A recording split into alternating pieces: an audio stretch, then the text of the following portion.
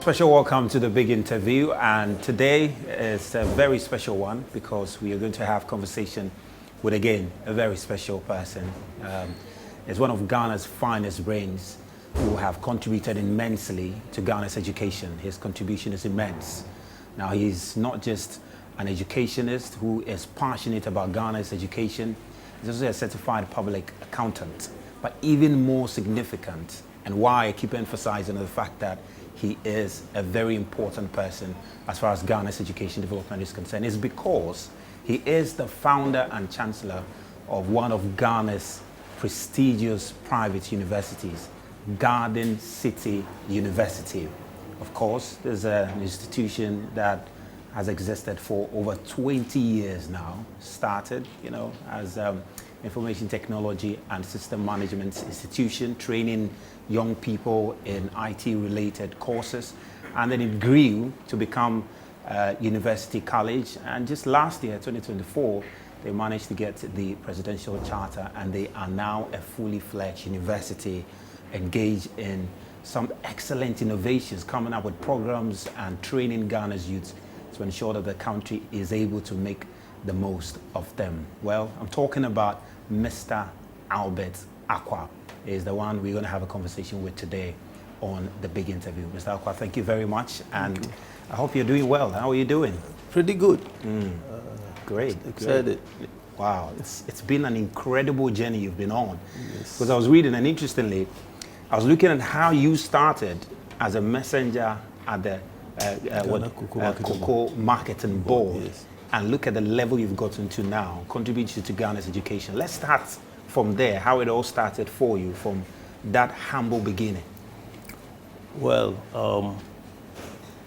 thank you very much for this opportunity to be able to discuss some of the things that has been in my heart and in my mind for years. I have been a firm believer of education because I believe education is what has enabled me to do what I have done in terms of contributing to the country development. Starting as a messenger, I've always had a vision that I can do something.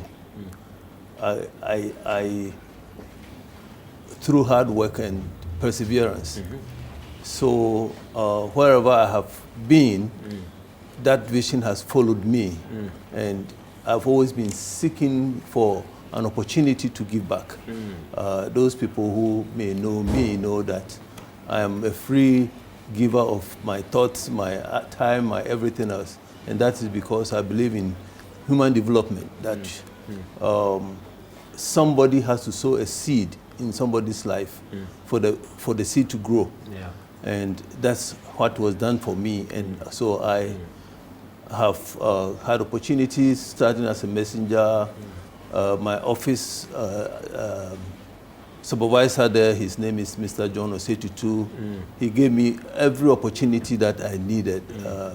Allowed me to use his typewriter to type and learn typing. So while being messenger, I was able to learn how to type, and was typing about 60 words per minute. And took the secretarial exams, and I passed. I got a certificate. He also allowed me to I started with nothing. Like, I had only have a 10th grade, or we call the middle school leaving certificate, San 7. Yeah. So from his encouragement and everything else, I was able to study for my GCE, O level, and A level. And God was fortunate to me. Within 4 years, I've passed everything. In the meantime, I have also done accounting and passed my IRS thing. So all these things always inspires me that I believe there's something that young people, if they focus their life on something, they can do. And that's what even led me to do the school that I'm doing, because I'm always believing that you need opportunity, but even when you get opportunity and you don't utilize it, you may not be able to achieve your highest potential. So that's what I did. Once I passed my O level and A levels, my company decided to sponsor me to get my bachelor's degree in Kumasi, Kwame Nkrumah University of Science and Technology in Kumasi.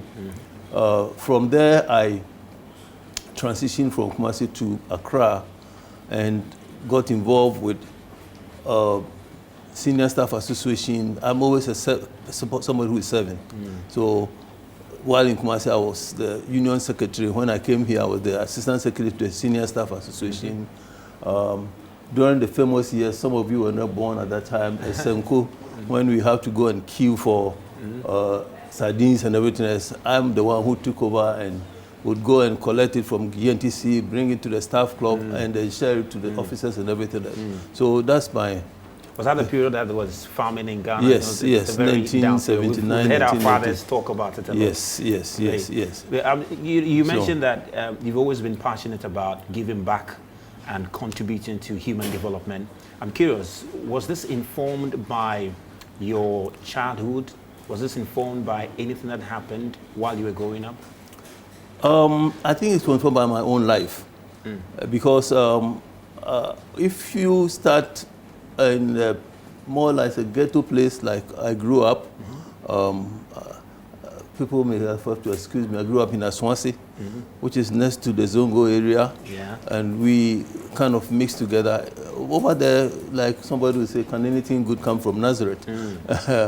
So, and if you didn't get opportunity to go to high school, where is your life after that time? How was life challenging? Tell us just a bit about growing up in that area, because it does look like it was a very difficult place to grow up at that time. How was it like? Well, it wasn't that difficult. It's just that somehow I have been inspired always to do something.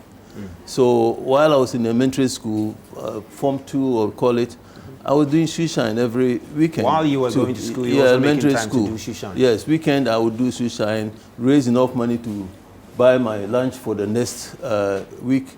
When I got to about the Form 4, which is the upper level, would be a school prefect, so I'm ashamed to go and do shoeshine. That's what I did. I was also selling newspapers. So I would sell newspapers in the morning before I go to class. So when I finished elementary school, I had no job. I don't know anything about even job. All that I knew was my selling of newspapers. And I did that. What was the family in all of this? What was your family? My mother had 6 children. I'm the oldest one. My father had more children from other places. They were not together. I'm the only issue from that relationship. I think my father would have done his duty, but by that time he has gotten into some financial issues and was not capable. So my mother was the only one who was left with all these 6 children to take care of them. And she did a very good job of making sure that you have your good breakfast in the morning before you go to school, and the evening dinner is always there. So the rest we have to find for ourselves. But being young children and curious, you don't want to be dependent on your mother all the time. So I could use some of the money from the shoeshine work, the shoeshine, or when I was then the newspapers. I do remember one time there was in our neighborhood some kind of a team. We have a park and we have a football club. And I formed one of the football clubs. And when I go to do my graphic and I come, I get the money, we go buy the gallery, we go to buy the face the wall for the kids, and we all march. You formed the football club? Yes. And you were going to, sold the newspapers. I was just 14 years old. To fend for the footballers? Yes. Some of my younger players were Papa Kun and Chenchen Hinidu, people who, old players. There were some old Ghana football players. But that's how we all grew up. This was at the age of 14? Yes, yes. Forming a football club, selling newspapers and taking care of them? Yes. Wow. But that's, to me, that was life. It's enjoyable to have all these people run around and you do it. I think I enjoyed it. I didn't know what I was doing, but I think that informed me on hindsight that I have certain talent of putting people together for purposes. And so throughout that time, I've realized that is probably how I was able to do this school, because it's something that I do naturally, bringing people together for a course. And it has, throughout my life, I've seen it, and I'm not too surprised that I was able to do this. And I have a friend who tell me, Albert, baby, God made you for this stuff. Yeah, God indeed made you for this stuff. Because, I mean, from there, you say you went to KNUST. Yes. And from KNUST, you did your master's. Came back to work at Cocoa Market Board in Accra, okay, to serve my bond. And after that, I got a scholarship to go to Ohio University in Athens, Ohio, in the U.S. Talk to me about the experience in KNUST first, because at the time, I can imagine it was quite an interesting time in the university. Yes. Which hall were you in? I was in Republic Hall. Okay. The thing is, I went to KNUST, to me, with a deficit. Okay. Okay. Those people have gone to, you guys went to all the secondary schools. You've read all the good literature books. You are fluent in English. You know all the math. You know, how I passed my math to even get to college was a miracle. I went to the First World War and the Second World War. The first one I got a 7 and I couldn't use it. So I strategized how to be able to answer these questions. I have a small room, probably half of the size of this room. I wrote down all the formulas for quadratic equations, one for sine, cosine. So every day I would go over that. When I get a problem, I'll just fit it in to see it. I'll get an answer. Yeah. That's how so when I got to University, my background was very weak. And I was doing economics with economics math. Yeah.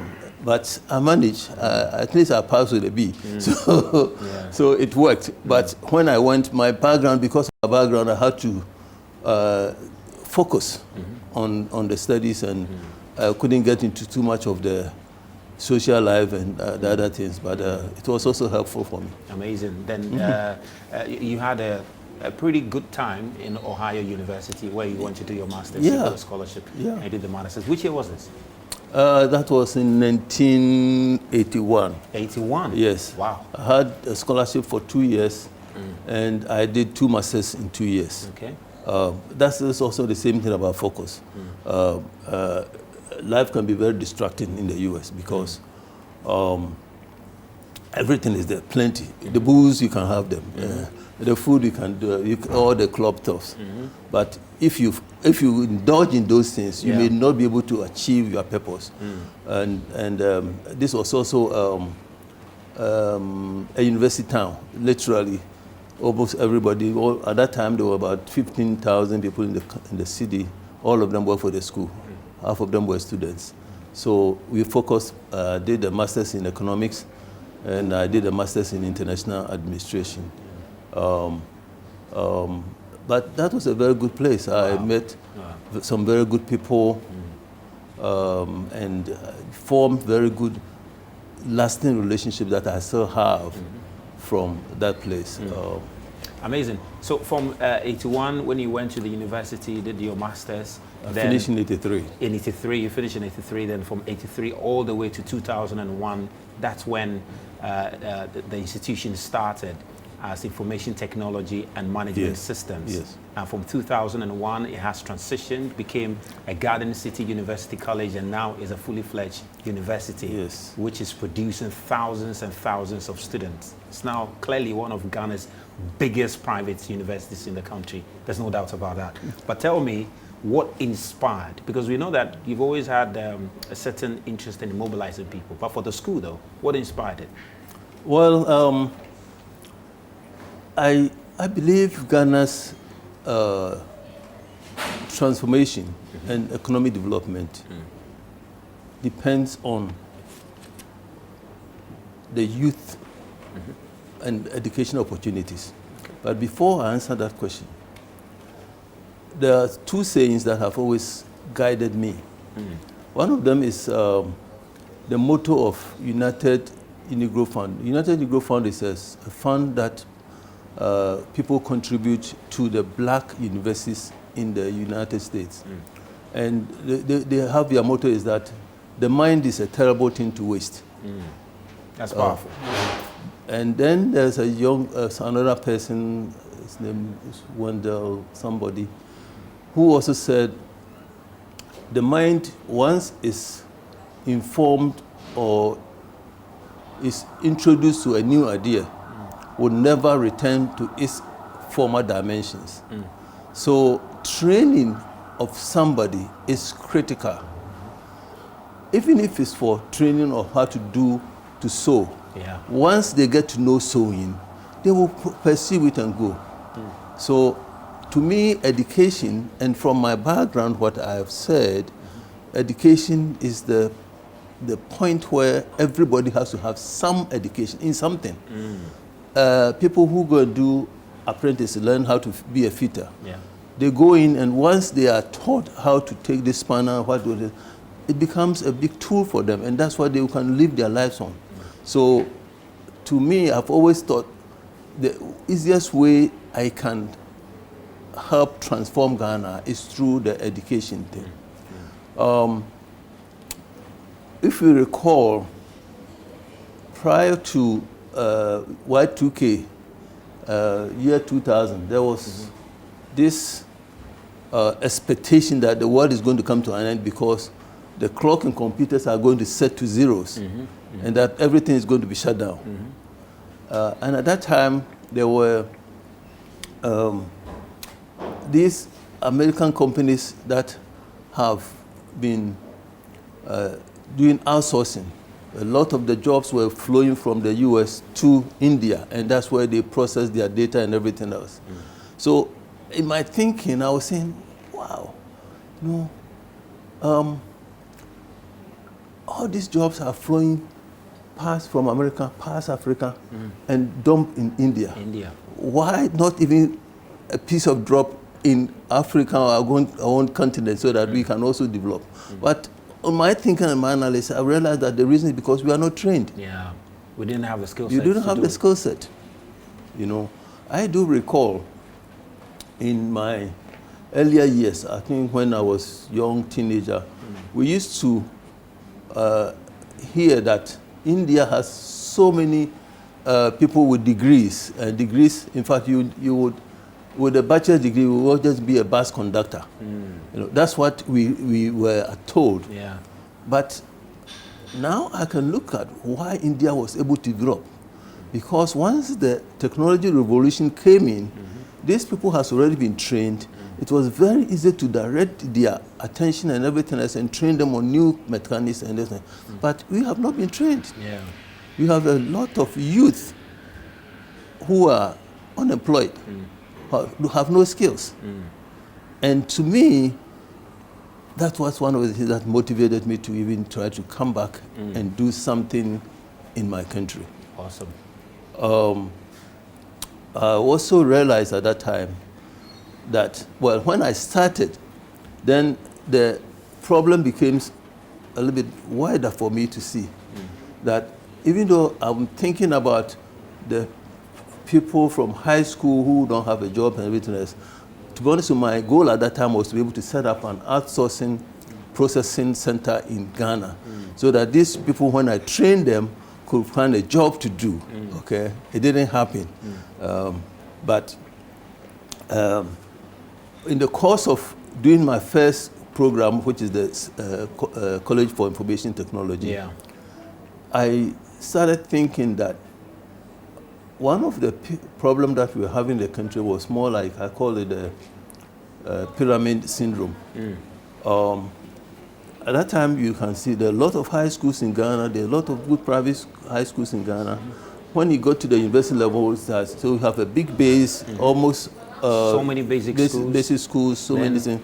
When you get to the then the tertiary level. So to me, I realized that maybe I should shift my attention from where I'm going to the tertiary level, because I think there's the need there. Yeah.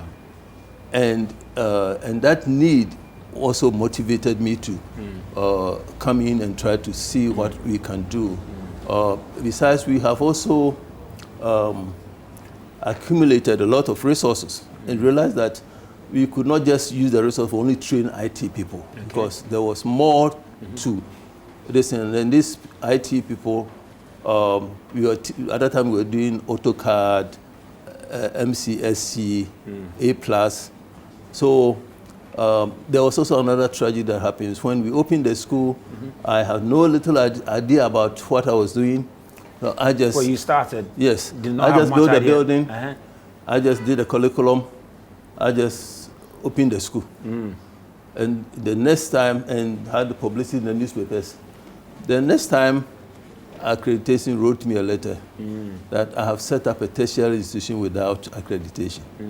So that was where the transformation has to come in, because then if I have to go and get accreditation, I should not get it to the narrow IT training, but I can get in a broader scheme and also reach out to more people. I mean, it's interesting. So that's how the vision has evolved from training, looking to train young people in IT. Then GTEC comes in, and you decide that, well, if you have to do accreditation, then you can expand it. You can expand the courses that you're offering. And then from there, and you've done that over the years. You've expanded over the years in that regard. I mean, just share with me, over the years, to what extent the institution has contributed to the country's development. I mean, from the estimation, from just the number of students you've trained. Because I know currently, you have focus on technology, you're training students in entrepreneurship, you're training students in healthcare, and these are key sectors of Ghana's economy. To what extent has the institution contributed to the country's development in these areas? Okay. Well, in terms of development, we cannot measure it instantly, like, oh, today we trained this person, he has done this. But we know that we have really, really contributed by bringing in even innovative programs. There's a syndrome that I called the middle missing. At the middle missing? The missing middle. There was a middle. There was something over down there that was missing in the Ghana education system. What was that? At that time, because of the structure of the education, if you are a nurse and you went to the 3-year nursing training wearing the green, there is no way for you to move from being that registered nurse to a degree nurse. There was nothing. At that time? Yes. This was around which year? That's about 2005, 7, maybe prior to that time, because we came in 2005, and that's when we discovered this problem. There was no opportunity for a nurse to move because and improve, upgrade to a degree nurse. Yes, unless maybe if you are there and maybe the hospital will sponsor you to do anything of that sort. And if they want to sponsor you, you have to go and start from first year. First year? Yes. Wow. Okay. So that many people that have been trained by the Ghanaian nurses schools and midwives, they were all there in that same. Okay. So talking about contribution, one time I was talking to the director of nursing at Komfanochi Hospital, and she's retired now. And she told me, Albert, when I came here, I had only 1 degree nurse. This is about 2010, 2012 area at that time. Because the whole Komfanochi Hospital, apart from her, there was only 1 degree nurse. Only 1 degree nurse. This is her own words. But now, because of Garden City, he has plenty. Some of them have actually gone for the 2 years. We designed the 2-year program where you have, if you have your nursing certificate already, you come in for 2 years and you get a degree. Okay. So I can tell you, there aren't many hospitals in Ghana now that you go, you'll find a nurse trained by Garden City. That's brilliant. But tell me how challenging that was to implement, because I can imagine it was quite challenging to get a nurse who ordinarily, after getting their certificate in the nursing school, will go do whether it's 4 years or 3 years to earn their degree, now comes to your school and can only do 2 years and get their degree. That might have been very challenging, wasn't it? Yes, because I borrowed the concept from the US, because that's what they do in the US. Getting the nursing accreditation itself took us about 3 years. 3 years? Yes.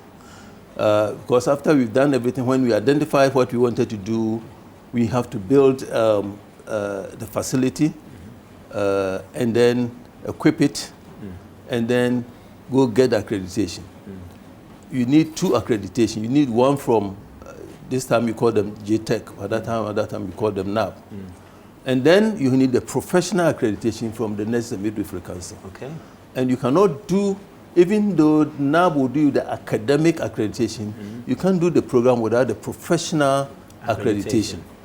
And here was something that is novel. I remember talking to the registrar at that time, and he said, Albert, I cannot fathom giving a private person authority to do a degree in nursing. Wow. So it took a lot of convincing that she came to accept that we were not going to destroy the profession, but we are going to improve it. So that was the fear?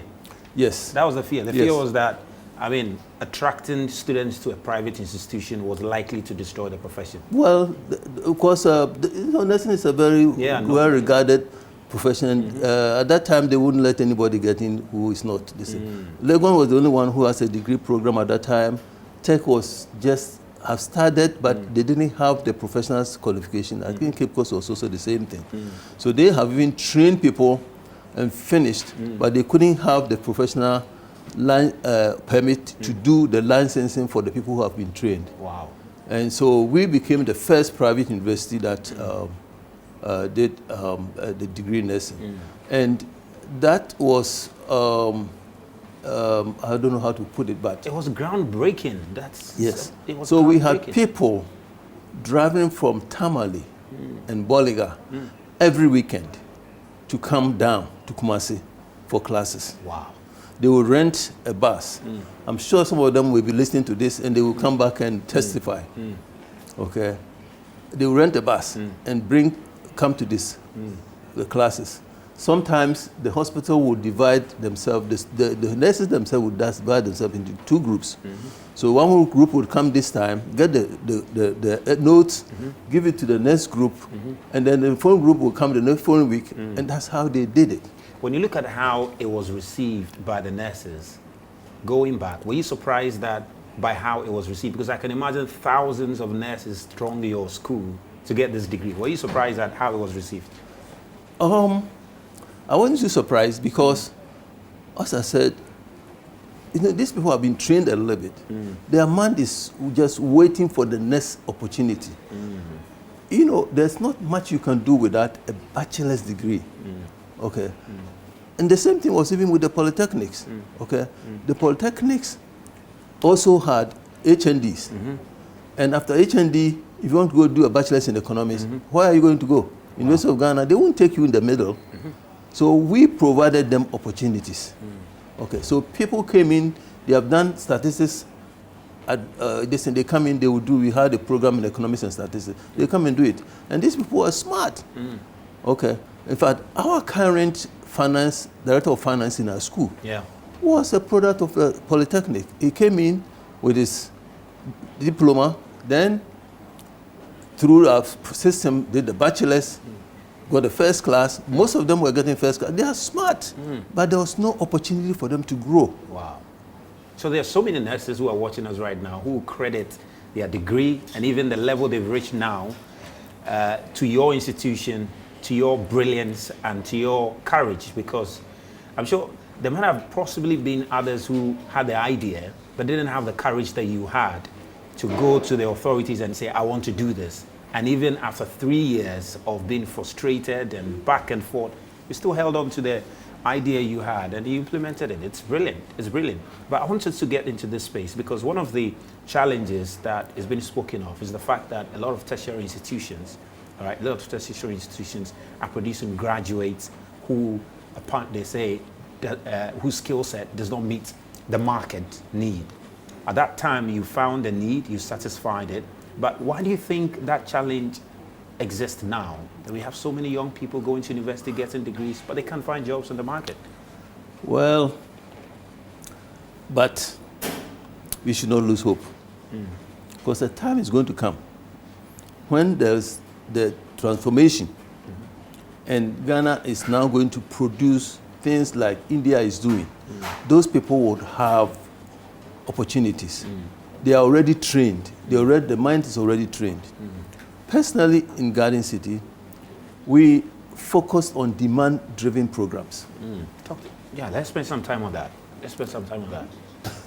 Well, as I said, we were interested in programs that would lead to somebody getting a license. You know, licensing at any other part in this world is equivalent anywhere, especially when you come to nursing, when you come to IT, when you come to something like accounting. If you have a license in Ghana as a CA, you go to London, you can see, oh, tell ACC I have a license. They will say, okay, you can maybe write, you can work. The same thing, you go to the US, you have a CA in Ghana, you already have the license, so you can work. So we have focused on that. We have very few programs like maybe HR, and management. There's only 2 programs that probably don't have any licensing requirement. Okay. So we have been focusing on that. Besides, I think part of the training that we give personally is we provide workshops and mentors and attachments. And so when students leave school, they have some kind of work experience, some business experience that employers sees it attractive. So there are so many places, and I don't know what other schools do, but we do that, and we hope that would pave the way for them to get jobs easily. But the demand-driven programs to us is what is actually fueling this thing. And some of the innovative programs that we started, because like we started a bachelor's in midwifery. There was none in this country, okay? There was none in the country? No, in this country, because they only do the 3-year people, so the nurses were doing 3 years, the midwives were doing 3 years. We started catering for the nurses. But then, in my mind, we have left behind the midwives, so we need to find something for them. We did a program, I consulted a lot of people, we did a program, we sent it to accreditation. They called me personally and asked me, do I know if I train degree midwives, the government is going to hire them or pay them? And to prove that, I have to go to the Minister of Health. And I remember Dr. Pierre Dinchira, bless his heart, graciously said, look, yes, if you train them, we would hire them. And gave us the letter to accreditation before we could get accreditation. Wait, they needed guarantee that if you train them, the government will hire them first. Yes. You got the guarantee, yes, and you got the accreditation. Yes. But to us, we have revolutionized, because the government has not been thought about that. Yeah. Okay. But to me, I have said, the training of the mind is critical. And in most places, it's not even what you do for your first degree, because that gives you a foundation. And then you can build upon it. In the US, somebody can read history and become a medical doctor. Somebody can even read geography, but he become an astronomer, because the basic foundation propels you to able to, the critical thinking skills that you will gain through that basic foundation. So every subject, everybody has to get something which is a degree, okay? And I don't think that concept had sunk in very well with the country, because we started a program called dental therapy, okay? There was nothing in this country.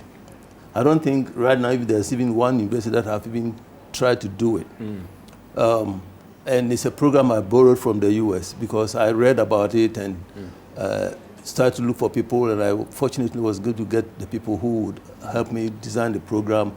In fact, we got dean of the school, dental school, to come down to inaugurate the program for us. Dental therapy. Dental therapy. Right now they are calling it physician assistant oral, but when we started, we called dental therapy. Okay. That is because in my research, I found out that there were only 300 oral professionals in the country. Only 300 of them? Oral professionals in the country. Most of them are located in Kumasi, Accra, and maybe Tema. So when you go to the rural areas, nobody is there. Wow. So the dental therapists, they are just like physician assistants. They are the middle level.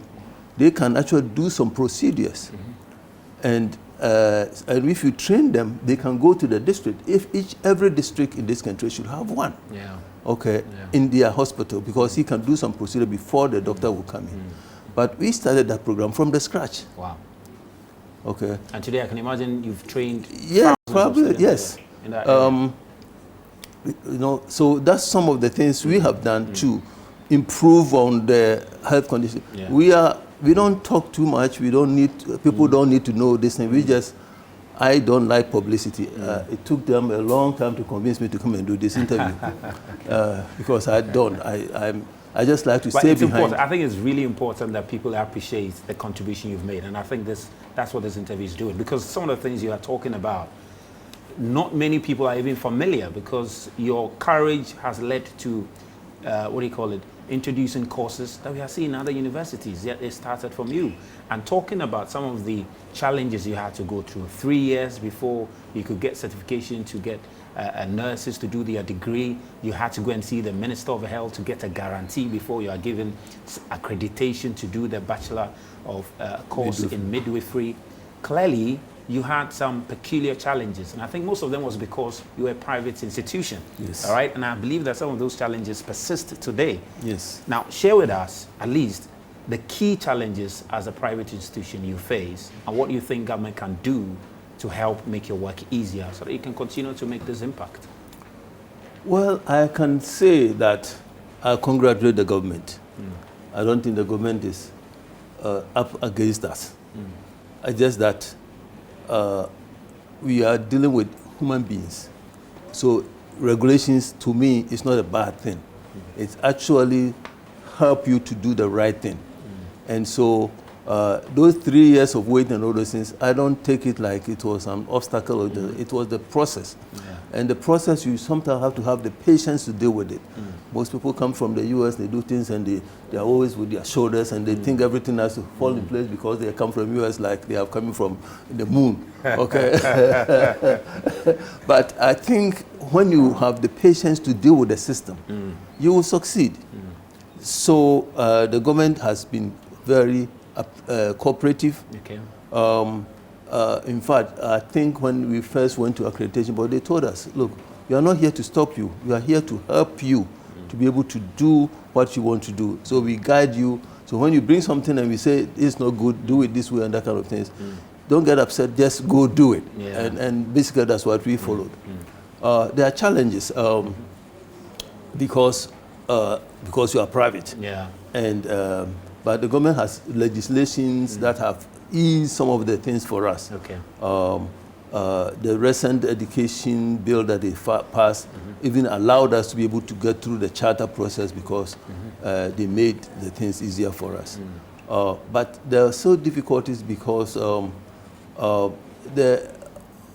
we being private education, we are more or less competing with the government schools and everything else. They have every facility. I don't know of every facility, but at least we know that the government pays for their payroll, provide them with the equipment and everything else, which private people do not have.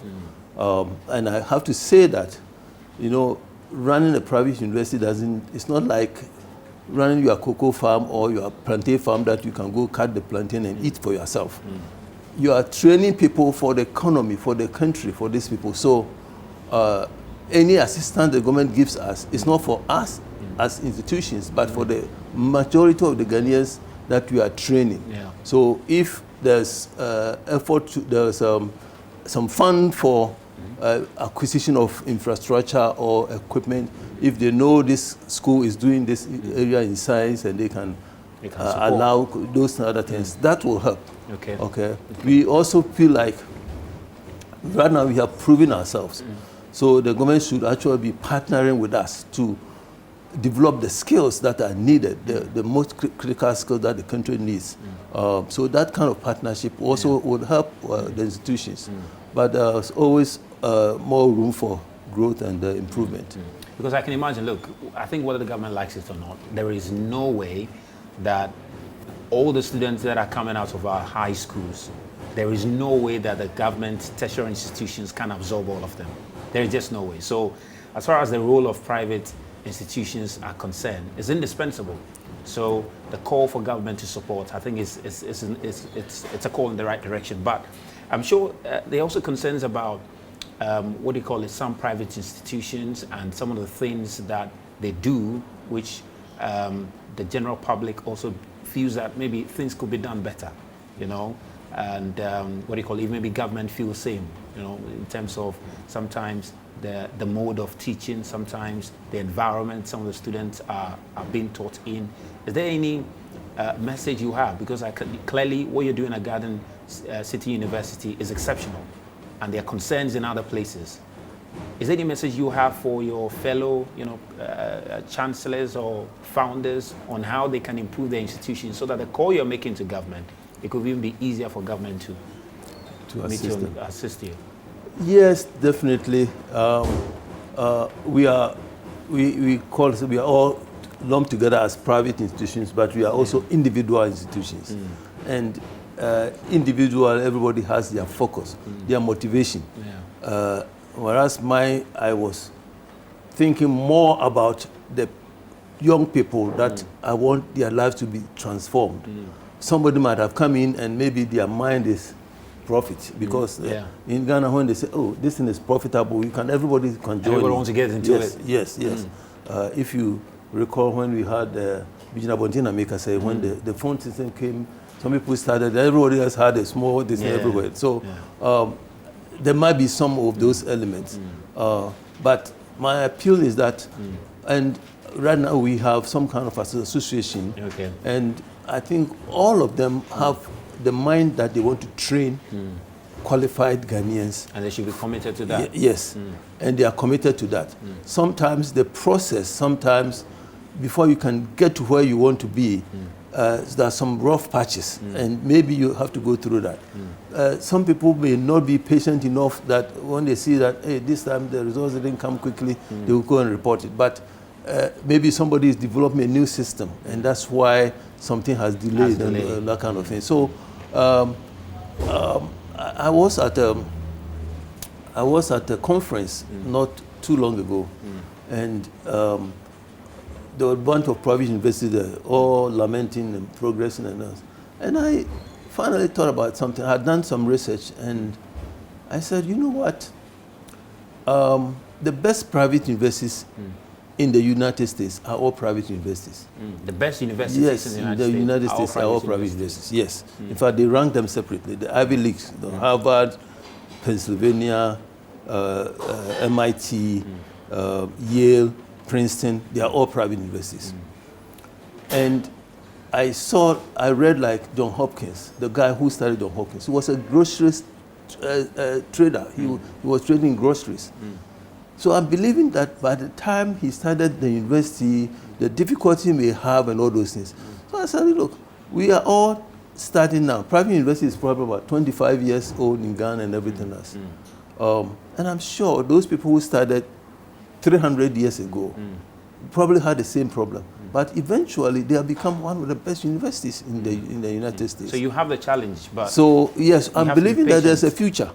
There's a future if we focus our mind on it, develop our systems, do the things that we need to do with our heart, that we want to improve these things. Yeah, and amazing. It's not this thing. So, yeah, amazing. Just finally, though, I want us to share with us, what would you like to be remembered for? What do you think your legacy will be when someday, in some 100 years to come, when we mention Mr. Albert Acquah? What do you want to be remembered for by the many generations to come? Do I want to be remembered at all? Yeah, absolutely, you'll be remembered. You'll be remembered. Well, you know, I want to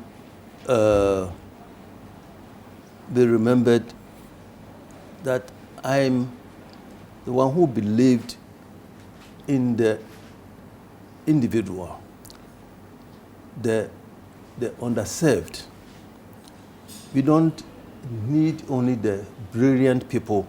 You know, there are some schools that have, like the Harvard, you have to have a certain aggregate, you have to have a certain background, you have to have a certain kind of money to be able to pay the dollars that they are charging, everything else. No, I believe in the development of our young professionals, our young visionaries, people who have a desire to do certain things, you know. And so I want to be remembered as one who provided opportunities for these people. Anywhere any of those people meet me, they are very grateful for the opportunities that I gave.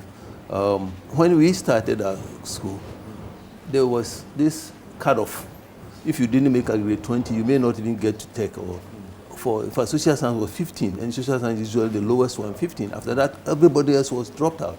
I have my own nephew who was not admitted there. He came to our place, got a second upper, went to the US, got a master's in statistics, has come back to Kumasi and set up about $1 million hospital with his wife. Okay. So those are the people that that's how I want to be remembered, because he knows what the opportunity we gave him at Garden City has propelled them to. And so I want that legacy. I don't need names. I don't need titles. I don't need anything. I just want to be remembered that there was somebody who had a vision that there's the ultimate good in humanity. We just have to tap it. We have to develop it so that it can be useful for all of us. Amazing. Just amazing. Just amazing.